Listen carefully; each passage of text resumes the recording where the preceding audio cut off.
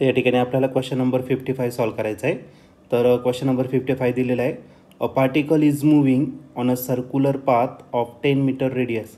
तर circular path दिलेला आहे आणि त्याचे रेडियस 10 मीटर आहे. At any instant of time its speed is 5 metre per second.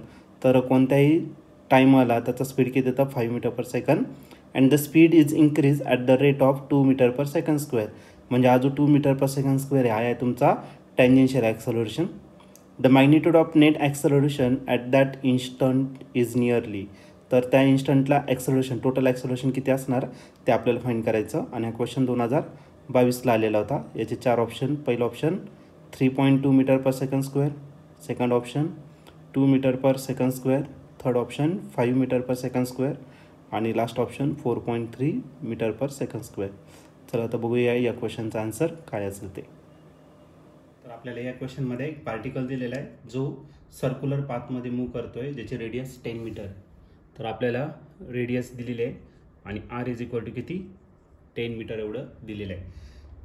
त्यानंतर एका इन्स्टंटला ॲट अ गिवन टाईम त्याचा स्पीड 5 मीटर पर सेकंद दिलेला आहे. तर स्पीड आपण विनरी पण करणार आणि तो दिलेला आहे 5 मीटर पर सेकंद. आणि तो एका रेटने इन्क्रीज होतो आहे आणि तो जो रेट दिलेला आहे 2 मीटर पर सेकंड स्क्वेअर. म्हणजे हा तुम्हाला ॲक्सलरेशन दिलेला आहे 2 मीटर पर सेकंड स्क्वेअर. हा जो ॲक्सलरेशन असेल हा कोणता असेल मग टँजेन्शियल ॲक्सलरेशन असेल. तर आपल्याला विचारलं आहे the magnitude of net acceleration at that instant is nearly. तर त्या इन्स्टंटला टोटल ॲक्सलरेशन किती असणार ते आपल्याला या ठिकाणी फाईंड करायचं.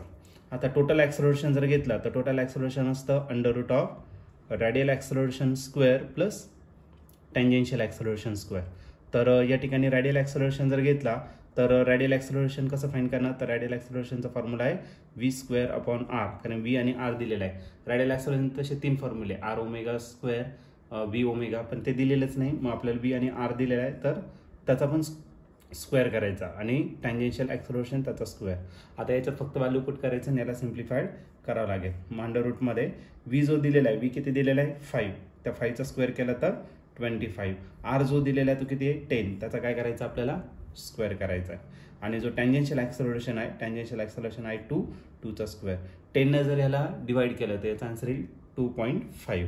मग जो टोटल ॲक्सलरेशन असणार मग तो स्क्वेअर रूटमध्ये किती राहणार तर 25 डिवाइडेड बाय 10 2.5 त्याचा स्क्वेअर आणि 2चा जो स्क्वेअर आहे तो किती राहणार आहे 4.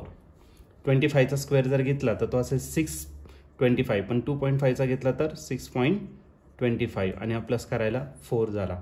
आणि या दोघांचे आपल्याला काय करायचं ॲडिशन जर केलं तर भेटेल तुम्हाला 10.25. आता 10.25चा जर स्क्वेअर रूट घेतला आपल्याला नियरली आन्सर सांगितलेलं आहे. तर सपोज तुम्ही 3चा जर स्क्वेअर केला तर 3चा स्क्वेअर तुम्हाला 9 भेटेल आणि 4चा जो स्क्वेअर आहे तो किती भेटणार आहे 10. म्हणजे आपलं जे आन्सर आहे ते या दोनच्या मध्ये असेल. मग आपलं आन्सर 3 पॉईंट समथिंग असेल आणि 3 पॉईंट समथिंग म्हणजेच आपल्या ऑप्शनमध्ये आपलं मॅच होतं आहे 3.2. म्हणजे या क्वेश्चनचं 10.25चं जर स्क्वेअर रूट जर घेतलं तर हे नियरली असेल आपलं किती 3.2 आणि ॲक्सलरेशन कशामध्ये असणार तर मीटर पर सेकंड स्क्वेअर. तर ऑप्शन जर तुम्ही या ठिकाणी चेक केलं तर ऑप्शन नंबर ए आपला काय होतं तर राईट ऑप्शन आहे. तर तो A option is the right option for this question.